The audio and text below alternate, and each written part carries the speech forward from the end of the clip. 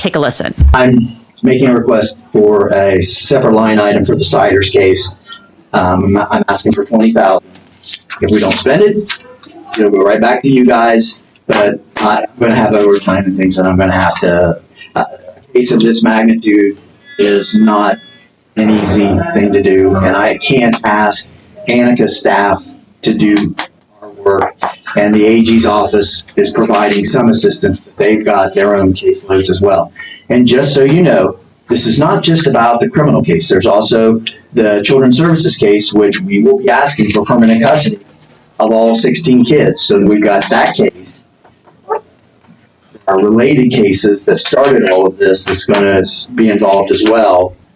And then we may do something about the house and the people who are trespassing into the house. So it really has got a life of its own. And so I'm asking the county's commitment to help me with that. Prosecutor William Archer attended the commissioners' meeting asking for 20 Zerlos additional money to help with the cost of the Sierras case.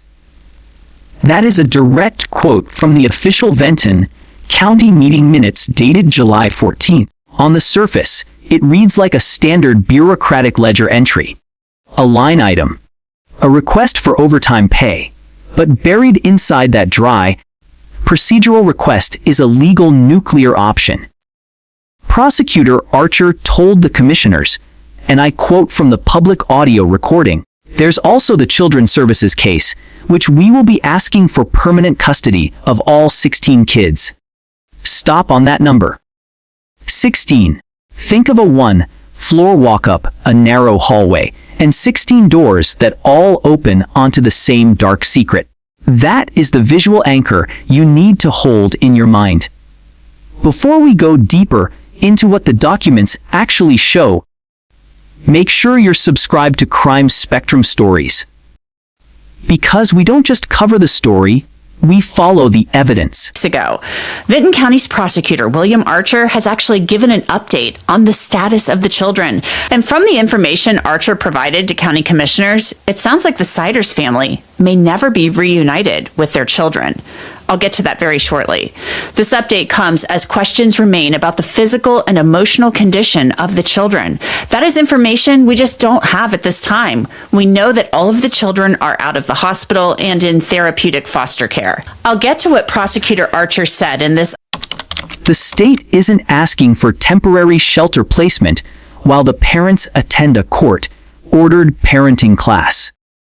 They are filing for termination of parental rights of those children. So what does that tell you? I mean, if you're seeking permanent custody, that is granted through a dependency action, those people are never getting those kids back. No. And it sounds like, and again, I had a similar case in Hamilton County, the Crafts, Robin and I forget the dad's name, but we both went to trial on both of them. They were sexually abusing their kids and putting it over the internet. And those kids, Hamilton County got permanent custody of those because there's no way they were ever going to give them back. And in fact, the parents will both die in prison because of the sentences they got. So it's a very unique situation to seek permanent custody because the main goal of Children Protective Services is to reunite the kids with the parents. But if a situation is that bad that you should never do it, and to do it that quick, it tells me it had to be a horrible situation. In the legal vernacular of juvenile court, permanent custody is the final act. It is the death penalty of family law, and it is being demanded not for one or two children who slipped through the cracks, but for 16 human beings who, according to the state, were systematically erased from the public record. The county prosecutor stood in that open meeting and admitted the quiet part out loud. It really has got a life of its own. That is a fascinating choice of words for a government official. The investigation didn't just expand, it metastasized. Here is the irony explosion. The defense has signaled their strategy. Elizabeth Sider's lawyer wrote in a motion that her primary goal is to get out of jail and be reunited with her children. That is standard defense procedure. But the prosecution has already seen what is behind the walls of the house on Omar Street. And they are not angling for a plea deal on a neglect charge. They are drawing a hard line at forever. We must look at the gap between the defense's hope for reunification and the state's immediate scramble to find a 20-day thousand just to handle the sheer volume of evidence. That gap is where the true horror lies. They hid these kids. Lawyer Tommy Stolley wrote in a motion that her goal is to get out of jail and be reunited with her children. But we're very early on in this. We're just a little more than 3 weeks in, and they're saying we're seeking permanent custody. Well, that tells me that these kids must be permanently damaged. And I've had situations like that where even though they're young kids, you can tell they're never going to recover from the abuse they've been going through, emotional, physical, sexual, whatever it is. And I don't care what these parents do in the future. There's no way we can, in good conscience, ever let these kids go back with those, I'll call them animals that were raising them. So it's got to be pretty bad right out of the gate, yes. While the prosecutor briefed the commissioners on the financial drain, a parallel narrative was unfolding in the background. Gary Jr. is accused of exposing himself to someone who wasn't his family at the house on Omar Street 4 times between May 23rd and May 31st. He was scheduled to appear in court this week, but Jr.'s lawyer asked that the hearing be continued. Former Ohio prosecutor Mark Pietmeyer will. The public indecency case against Gary Siders Jr. was continued. His lawyer hit the brakes. This is a strategic delay tactic with a dark implication.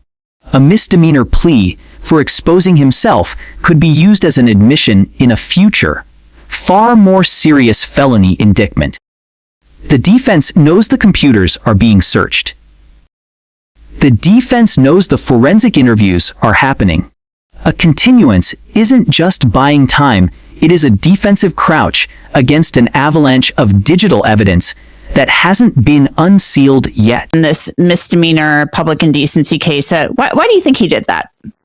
I could see one thing is if he pleads him guilty, I mean, there's evidence that can be used against him in the future on other crimes. And a public indecency is a weird charge. The fact that people are outside exposing themselves, and if there's some kind of sex offenses coming down the road that you wouldn't want to have your client already admit to a sex offense, and then they can bring that up in the other case. That's one possible thing. The other thing is just, it's a small county. I'm sure everybody's following this case. And again, if he would go to court on this case, it's going to keep him in the mind of the public, and they're going to remember that down the road if there's more serious charges that he has to go to trial on. So I can see him not wanting to do anything on the case until he knows everything that he's facing. They hid these kids. The hard evidence is not what was found, but who was missing. We've gathered, it appears the Siders moved from Gallia to Venton in 2020 or 2021. Birth records show that Gary and Elizabeth Siders lived at 5 different addresses beginning in 2015 when the first child was born. The last known address for Gary, Elizabeth, and their children was in Cheshire. The house sits on Honeysuckle Drive. A neighbor who did not want to appear on camera told us he remembers the family. He said he thought there were 9 children. This would have been in 2020 or 2021. The neighbor said the family kept to themselves, and while he saw children outside at times, mostly they just stayed in the house. A woman who works nearby told us the house was absolutely trashed by the Siders. She knows the man who owns it. And we previously told you that the man who rehabbed the house told ABC6 in Columbus that the house was full of urine and pet and human feces. The man also said the attic was full of children's clothing, as if someone was living in it. The woman who works nearby told us that Gary Jr. actually used to come into the store where she works to buy scratch-offs. She said Gary Jr. didn't buy anything else but scratch-off lottery tickets. Birth records and property records confirm the family cycled through at least 5 addresses across Gallia and Venton Counties. A house on Honeysuckle Drive was left, absolutely trashed, with an attic full of children's clothing, as if someone was living inside the insulation. Neighbors thought there were 9 children. They were off by 7. No school registration. No verified homeschool filings with the state. The paper trail doesn't show a family that moved. It shows a ghost operation that fled the moment a light was shined on them. What reason would anybody have to keep their kids out of school? I mean, there's been some rumors and talk that maybe they were homeschooled, but you have to register with the state if you're homeschooling kids. You can't just like keep them home and say, we're keeping them home and we're just going to do it ourselves. I mean, there's a process there. Yes, to me, if you're not sending your kids to school and you're not homeschooling them, you don't want the people at the school to see these kids. And if a kid is physically or emotionally or mentally somehow abused, people are going to pick up on that real quick at school. The classmates are going to go home and tell their parents, you know, so-and-so came to school today and either she told me this or I noticed this about her, and word's going to get out. So I think that would be the main factor. These parents don't want people to realize what's going on in the house, and the best way to do it is to keep the kids at home so no one can see them or talk to them.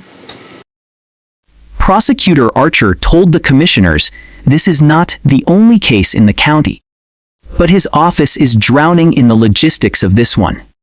He needs the overtime. He needs the state's computer crime unit. This is not a rescue operation anymore. It is a recovery mission of evidence. More information about that in the future.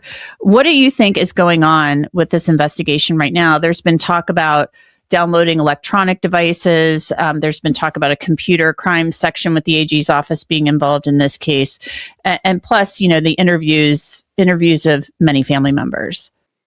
I think, number one, they're doing physical and mental examinations of the kids, just trying to see how seriously they are abused. If they are doing computer searches on them, then that tells me, again, just from my experience, I know you said it too, we don't know what is out there, but the only reason you would be doing that, in my experience, is looking for some kind of either sex videos that they're downloading and sharing with the kids, or maybe sex videos that they're producing with the kids. And again, I've had cases like that before where the parents are physically having sex with 2 and 3 and 4-year-old kids and then posting that online and sharing it with other people who will share their similar videos with them.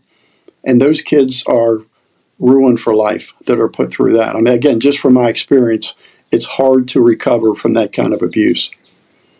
And you're going to turn out to be that kind of abuser in the future. Again, from my experience, that if that's how you're brought up, if that's what you're taught, that's going to be your life.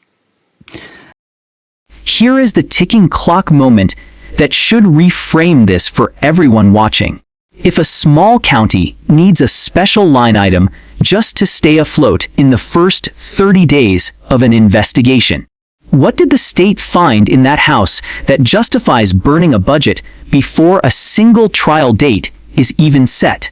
They hid these kids. Wait and see what the investigation reveals. You know, this case is going to go to a grand jury. The Venton County prosecutor said that they were trying to get it to the grand jury. They only have grand jury every month and a half out there in Venton County. It's not like a bigger city or a bigger county where they have it every day.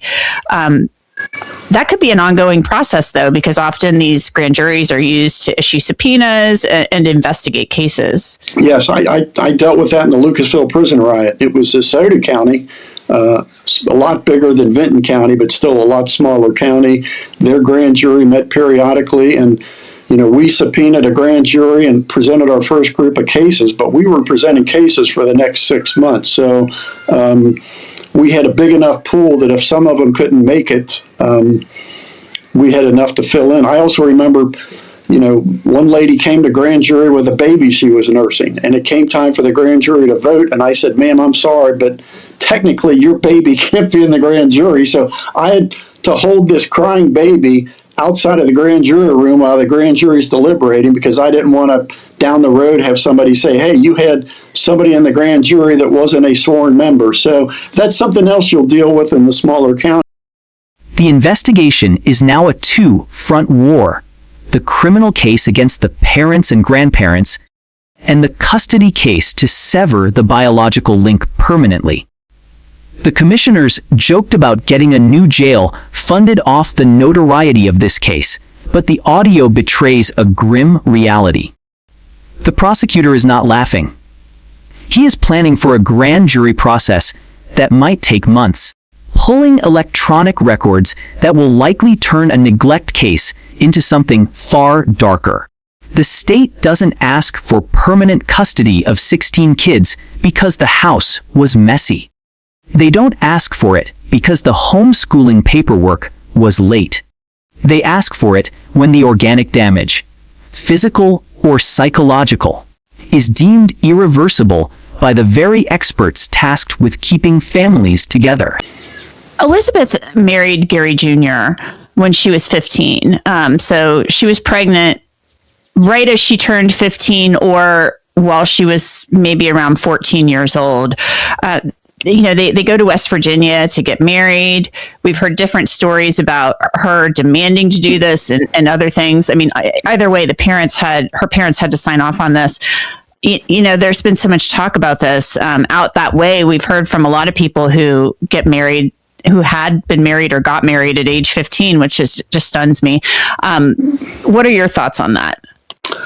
It's just a different society. Again, I was 21 when my wife and we got married, so that nowadays that almost seems young, but to be 15 years old and actually carrying kids and getting married, it would take a rare individual to me to be able to do that and then grow into normal adulthood. I mean, I'm sure there's some that do, but that's just a subsection of society that still exists.